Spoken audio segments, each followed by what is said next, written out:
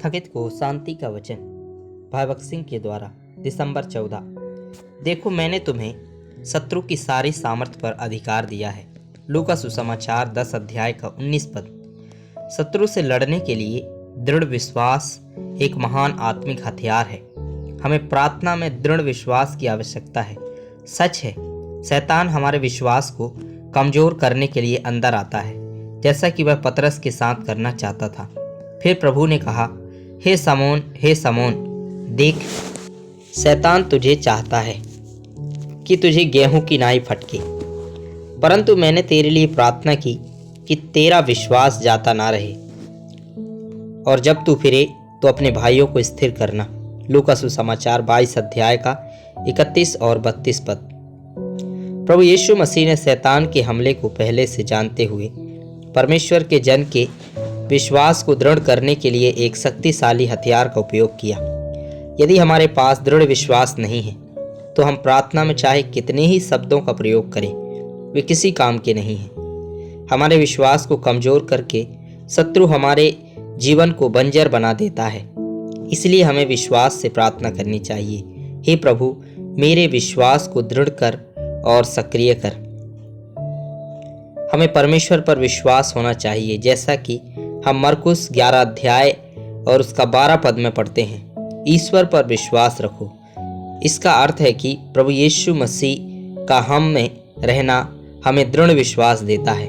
प्रभु यीशु मसीह के हम में आने के विश्वास से हमारा निर्बल विश्वास दृढ़ हो जाता है। ऐसे विश्वास से हम शैतान को डांट सकते हैं और बांध सकते हैं। एक और आत्मिक हथियार है अंधकार की शक्तियों को बांधना सीखना।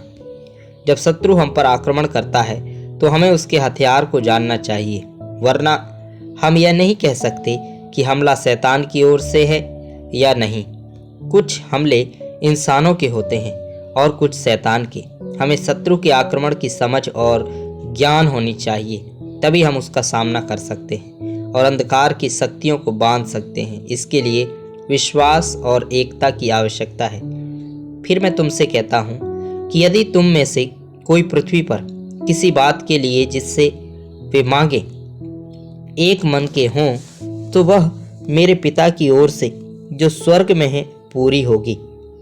मत्ती सुसमाचार 18 अध्याय का 19 पद। एक कलीसिया के रूप में हमारे पास अंधकार की शक्तियों को बांधने का एक बड़ा विशेषाधिकार है।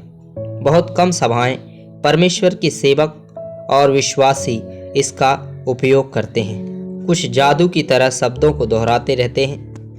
सबसे पहले हमारे पास प्रभु यीशु मसीह का अधिकार होना चाहिए, तभी हम शैतान को बांध सकते हैं। यदि हम पराजित जीवन जीते हैं और शत्रु ने हमारे जीवन में कुछ स्थान प्राप्त कर लिया है और फिर भी हम प्रार्थना करते हैं, हे प्रभु, हम अंधकार की शक्तियों को बांधते हैं, तो इसका कोई प्रभाव नहीं पड़ेगा। हमें देखना होगा कि शत्रु का हमारे जीवन में कोई स्थान नहीं है।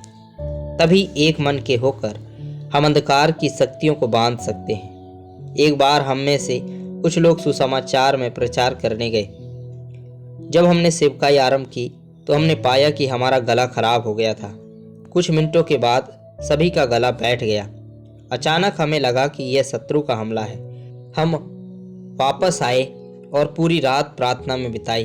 अगली सुबह सभी के गले साफ थे। तो हम जानते हैं कि शत्रु के हमले होते हैं जिन्हें विश्वास, एकता और एक मन से बांधा जा सकता है।